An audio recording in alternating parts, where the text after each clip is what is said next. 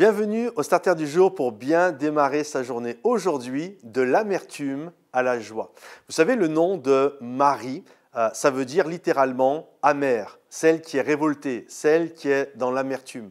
Et il y a cette réalité à l'époque, au temps biblique, lorsque l'on donnait un nom à un enfant, c'est pas comme pour nous aujourd'hui. Par exemple, moi je m'appelle Patrice parce que mes parents ont trouvé ça sympathique à cette époque-là, au moment de ma naissance. Mais ce n'est pas pour la signification du prénom. Or, à l'époque biblique, quand on donnait un prénom à un enfant, si on lui donnait dès sa naissance, c'était comme un souhait prophétique sur sa vie. Ou alors, on attendait que l'enfant grandisse un peu et lorsqu'il y avait un trait de caractère qui éclairait qui était cet enfant, alors on lui donnait un nom qui collait à son caractère. Et en attendant, on l'appelait du nom du papa. C'est pour Bar, par exemple, Bar, ça veut dire fils de. Donc, par exemple, quand on a Bartimée, ça veut dire fils de Timée. Et donc, on attendait que l'enfant grandisse et ensuite, on lui donnait un prénom. Et c'est terrible, d'ailleurs, lorsque tu es adulte et qu'on ne t'a pas donné un prénom, c'est qu'on n'a rien vu de bon en toi. Enfin bref, ça, c'est une autre histoire. Et donc, le nom de Marie, ça veut dire celle qui est ta mère. Ça veut dire la révoltée. Vous comprenez? Ça veut dire ces choses-là.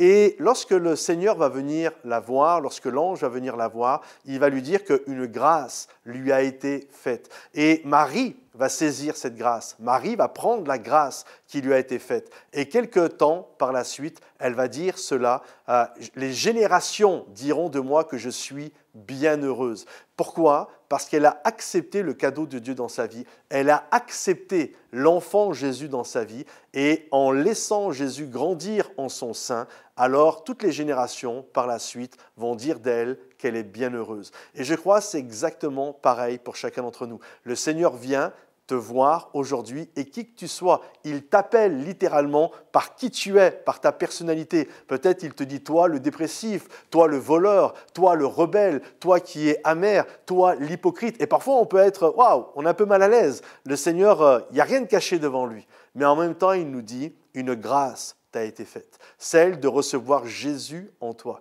Et si tu laisses Jésus en toi, alors ta vie peut changer, ta vie peut devenir bonne et utile, tu peux devenir une servante de l'Éternel, un serviteur de l'Éternel, et les générations futures diront de toi que tu es bienheureux, parce que le projet de Dieu a grandi dans ta vie, que tu as accouché du plan de Dieu durant ton existence et que ce plan a rayonné sur ta vie. Alors peu importe comme tu as commencé, ce qui est important, c'est ce que tu vas devenir avec la grâce de Dieu. La parole de Dieu nous dit que mieux vaut la fin d'une chose que son commencement. Alors aujourd'hui, cette grâce t'est faite, celle de vivre une vie bonne et utile, alors saisis-la par la foi. Que le Seigneur te bénisse, que le Seigneur t'encourage et on se retrouve bientôt. Si tu as besoin de prière dans les commentaires, pense à liker la vidéo et à bientôt. Bye bye.